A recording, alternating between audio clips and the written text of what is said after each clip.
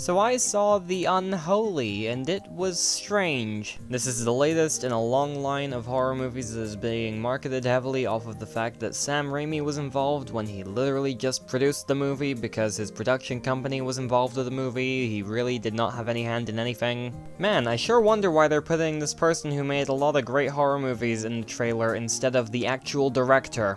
This movie was actually directed by Evan Spilatopoulos. I'm probably pronouncing that wrong. I'm just going to refer to him as the director or as Evan for the rest of the video. This is his directorial debut, but he is pretty notable for his screenwriting. He has writing credits on a variety of straight-to-DVD Disney sequels. Some of their credits on movies that actually got cinematic releases include the Charlie's Angels reboot, the Beauty and the Beast live-action remake, The Huntsman Winter's War, and who could remember Battle for Terra. Now, these movies have some other things in common other than just the writer. For a start, they're all bad, but the other notable thing is that between these and the Disney straight-to-DVD sequels, none of them seem fitting to his directorial debut.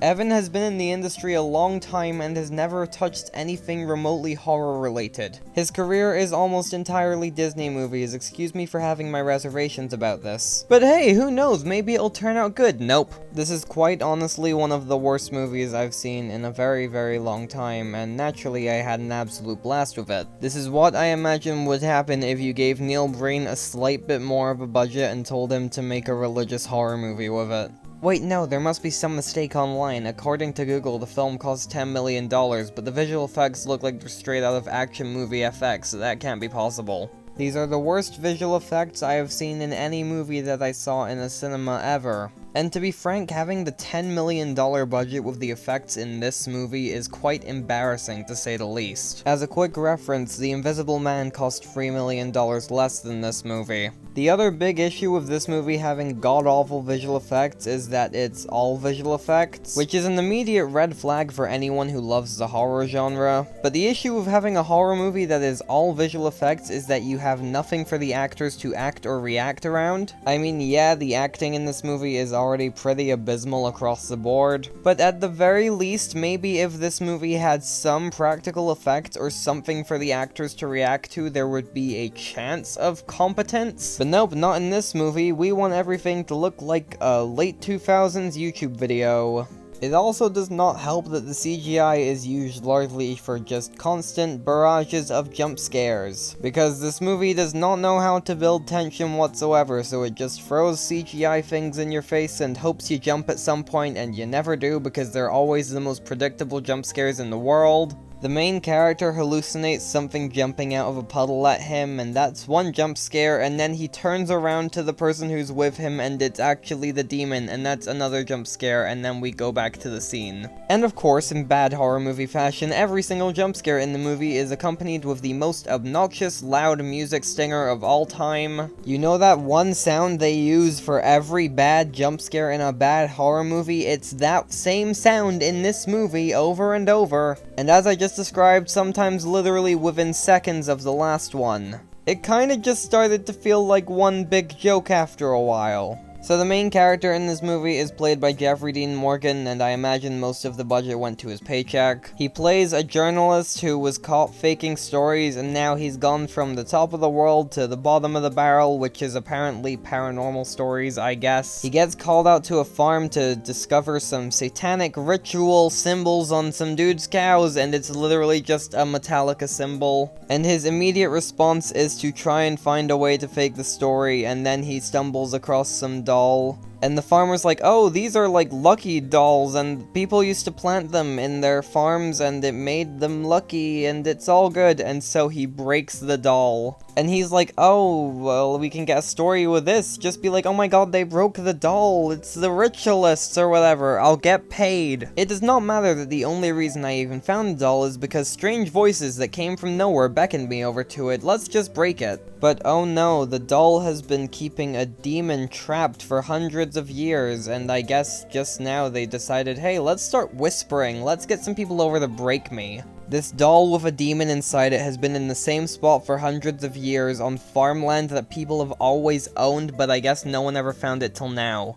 And so that night, the journalist comes across the deaf and mute girl in the town by the tree talking, and then she passes out. He takes her to her father's house, which happens to be the priest of the town, and then they call the doctor. The way he and the doctor interact makes it seem like they've met before in the movie, but they absolutely have not. He's like, hey, I know I made a bad first impression with you, but you literally just met like right now, what are you talking about? The actors are directed like they are talking about an earlier scene, but nope, they literally just met like right now, and they're talking in the car because he's going to a motel. You see, Jeffrey Dean Morgan nearly hit the deaf-mute girl with his car, and then he got into a car crash, so now he's just staying in the town until whenever. He wasn't trying to kill her, for the record, she just kind of popped up in the middle of the road like a jump scare, because jump scares. But anyways, yeah, she takes him to a motel, and he's like, this isn't that great, don't you have anything better? And she's like, be happy it isn't jail. She's been talking about sending him to prison the entire drive down for some reason, it's really weird. This man took the girl back to her father's house after she passed out in the middle of nowhere. He didn't know any of them, and he's kind of the person who saved her life, because otherwise he would have called a doctor. But nope, I need to conveniently hate you for no good reason so we can pretend to have character development later.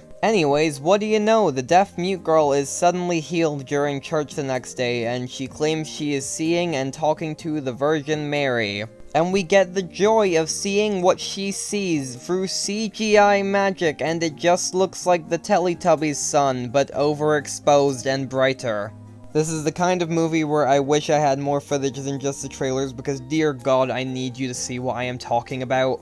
But yeah, from here on out, the rest of the movie is basically some spooky scenes and demon lore about the demon, and also the deaf-mute girl is not deaf-mute, and now she's healing everyone with the power of God. Except it isn't God, it's actually an agent of Satan. They just both happen to be called Mary, I guess. To be honest, this movie might have benefited from a bit more mystery surrounding that, because they kind of just tell you immediately the truth. Cut the entire opening scene set hundreds of years before, cut this whispering from the doll. There is honestly quite a bit of this movie that you could cut, and it would be to the film's benefit.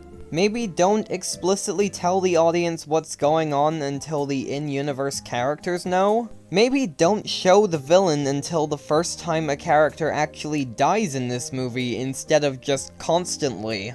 This is such an easy fix, why is the movie like this? There's a couple of scenes where the girl who was chosen by Mary is healing people, and they're really funny. There's a scene where she heals a boy in a wheelchair's disability, and it is one of the funniest things I've seen in any movie ever. Not just because of the bad dialogue and the terrible child acting, but because everyone else who is there just drops to their knees suddenly like, hallelujah! They're all chanting and praising, and they have the goofiest faces, all the while the score is so in your face trying to force an emotion on you. This movie also features some truly glorious death sequences in the latter half of the movie. There is a scene where a cross sets on fire in a church and then falls, and by the trajectory it should fall on the person's head, but it somehow manages to go around the head and impale them through the chest. Like, it just keeps going down, but it somehow missed their head and then somehow managed to go through them.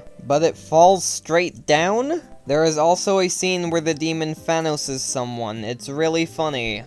Nothing about this movie's plot makes any sense whatsoever.